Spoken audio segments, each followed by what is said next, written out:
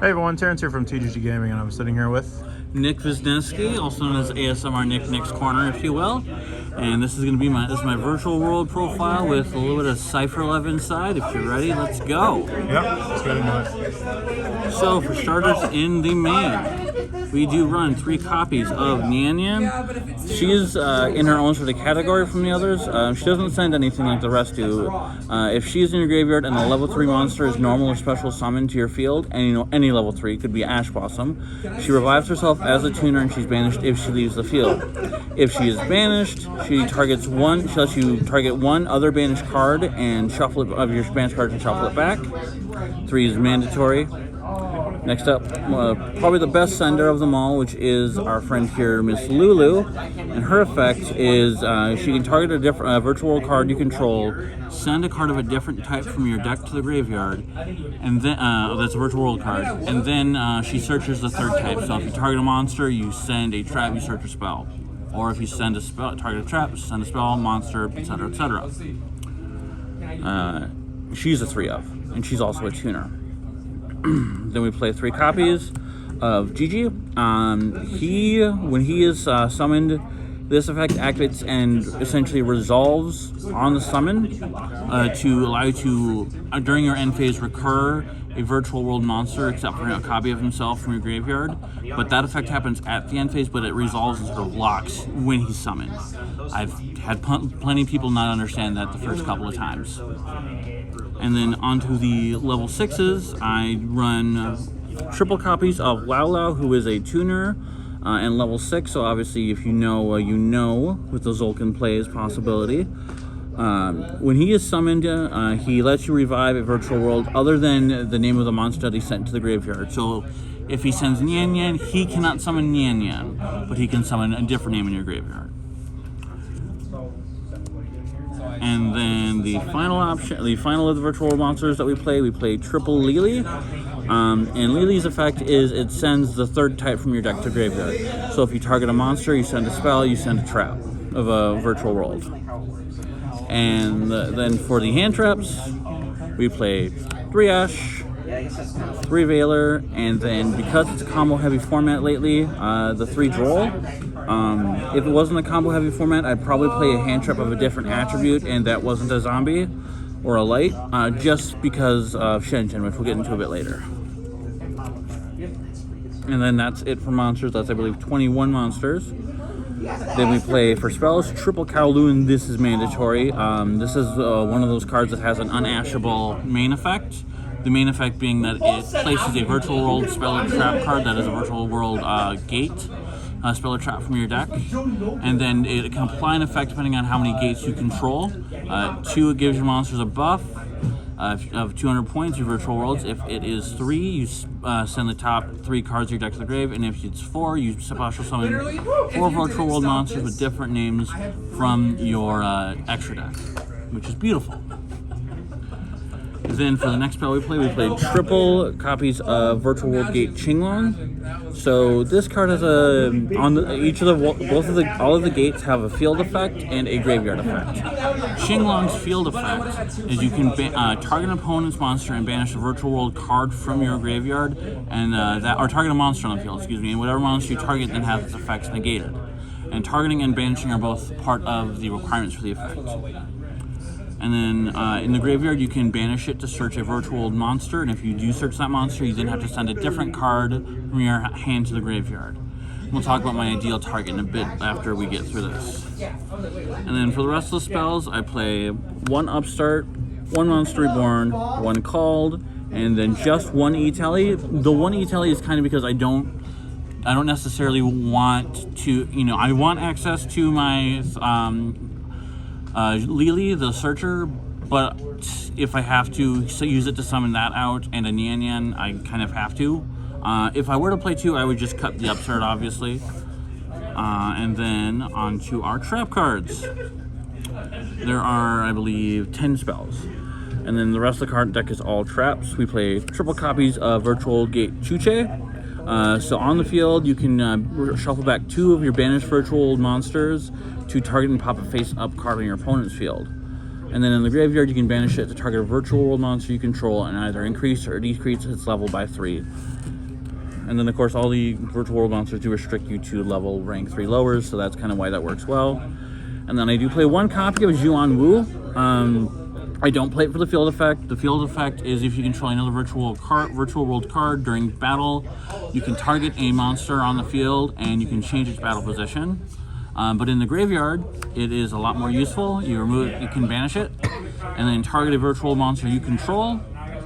Special summon that monster with its effects negated, but it can still attack. So if you need to really get over something, or an Xyz material, or a tuner for that matter. And then the last thing that we play, the last 2 cards, 2 breakthrough skill. This is what I like to send off of the Qinglong effect or the Zhuan Wu effect, because then during another turn, during your next turn, you can banish it from your graveyard to target and negate one of their monster effects, which I find fun. Game Master, quote, leads, And then Game Master Terrence. You're all Game Masters. He's the game master. Sorry about that. Rude. Then for the extra deck, we play 1 copy of Stardust Charge Warrior. It lets you draw a card. That's really all we use it for. You never really sweep with it. We just draw a card and then use it as a level 6 non-tuner. And then we play 2 copies of Juju. It's a generic level 6 synchro.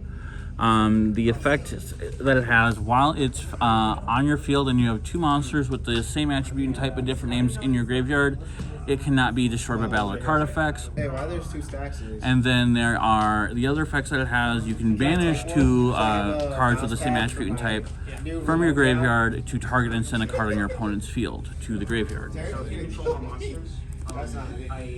And then for the Xyz, for the rest more synchros, we play 3 of the biggest, beautiful level 9 boys, Shen Shen. He is generic materials. His effects are while he is on your field, any card that would be sent from the deck, from the field to the graveyard is instead banished. When a monster you control attacks, he allows you to return a banished card from either player's graveyard. Return a banished card to either player's graveyard, so you can help it reload your graveyard for effects and whatnot. And then while it's in your graveyard, except for the turn that it was sent there, you can remove 2 monsters that have different types and attributes from play. Original, by the way, so Zombie World doesn't hurt any of the stuff. And then special summon him from your graveyard. That effect is a once per turn. Per name. And then we play the 1 Cloud Castle. Not only does this help us with making rank 9 Xyz, but funny enough, this card is actually sort of a soft floodgate against the Despia branded monsters, because it says that level 8 and lower monsters cannot attack the turn they are summoned. So unless they Mirror Jade this away, sorry, you can't attack. And then on to the Xyz. We play 1 Jaja just because it's there. Really, it's if you have a terrible hand and that's all you can make, it is somewhat useful. As in, if you have 2 monsters with the same type and attribute, different names in your graveyard, anything that it attacks gets banished, and then you can detach 1 from it to make sure that it can't be destroyed by battle or by card effect until the end of your opponent's turn. And then for the other 2. For the other virtual world Xyz, we do play 2 copies of Fanfan. Fanfan can literally end games on its own. So it's a generic level 6 rank 6 Xyz. It can detach 2 materials from it to target a monster on your opponent's field, or a face-up card on your opponent's field, and then a card in either player's graveyard, and banish both of them. My round 8 opponent, for example, he only had in turn 3 he had after he judgmented a summon of mine, he only had the Golden Lord, and then he had some traps in his grave, so I just detached 2 and, got rid of his stuff. And then if this is destroyed by battle or your opponent's card effect, and then your opponent's monster has to be attacking, unfortunately, he will summon 2 virtual monsters, the same type and attribute as each other, from your deck. So that's pretty good. And then for the rank 9s that we play, 1 copy of Enter Blathnir if we're going first or if we're going second. Detach 1 and you can banish a card from one of the 4 categories, be it your random from your opponent's hand, a card from their field, card from their graveyard, or the top card of their deck. And then we run 1 copy of Infinite Track Earth Slicer. This is how you deal with the Mirror Jade after you negate it with Qingguang. So what it does, anything that it runs over in battle, it attaches to itself as material. That's a condition, not an activated effect. I had to have this ruled at the recent Minneapolis Regional. There's other effects are, you don't really care about the third one because you don't run any links from this deck, but as a second effect is you can detach, during your turn, you can detach any number of materials from him to target and destroy that many cards on the field. And the last rank I'm going to play, this is how you really get over that Golden Lord, is Neo Galaxy Eyes Cypher Dragon. Now when you first summon him, he doesn't have his effect because he does have to have a Cypher underneath him, but he is still a rank 9 Synchro with 4,500 attack. The other 2 cards in the Cypher package that we play, which go together well with him, are the 2 copies of Galaxy Eyes Cypher X Dragon. This is the new boy in town for them. So what this does, you can summon it on top of any rank 9 Cypher Dragon, any Cypher Dragon monster. And then you can detach 2 from him, so this in like a Shen Shen. And then light monsters you control cannot be targeted by your opponent's card effects for the rest of the turn, or till the end of your opponent's turn, excuse me. And then he has 2 more effects, the first of which is during your following standby phase, you can target a level 9 or lower, a rank 9 or less Cypher Dragon Xyz in your grave, put it back into your extra deck, and then put it on top. This will then mean that your Neo Galaxy Eyes Cypher Dragon, for example, has its effect to detach any number of Xyz materials up to 3, and then take control of that many opponent's monsters, negating their effects and changing their names to Neo Galaxy Eyes Cypher Dragon, and then they get the 4,500 attack, 3,000 defense. And then the second one is so that way, if you take a problem card, you get to keep the problem card. And on to the side deck. As you saw at the start, we do play 3 copies of Saravis. The point of this is actually, this is useful against both your opponent if they're playing Sky Striker or if they're playing Sword Souls, because the Sword Soul, one of the Sword Soul monsters does have to target. So this will to negate the monster effect, so this is how you kind of stop that. This is actually kind of what helped me win in one of my rounds at the regional. It's just this boy right here.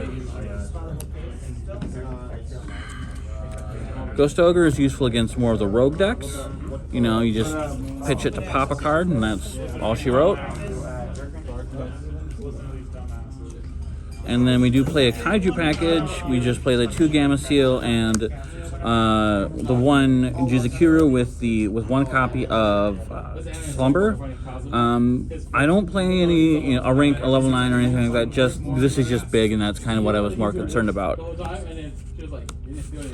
If you could, if you wanted to, you could. And then 3 copies of Galaxy Cyclone, because there's a lot of back row happy decks as well in the format. This is really useful against Golden Lords, for example. And then 1 each Harpy's Feather Duster and Raigeki. Now, I know that a lot of people have been playing a Zolkin variant with that, and with the Zolkin and the Crystal Wing, I would recommend it, because you still need something big enough for Golden Lords, I would recommend playing a copy of number C107 Neo Galaxy Eyes Tachyon Dragon. So this one allows you at the start of the battle phase to detach material from it, and your opponent can't activate anything effect-wise or card-wise until I believe the end of the turn or the end of the phase, something like that. Yeah, they just can't activate anything, period.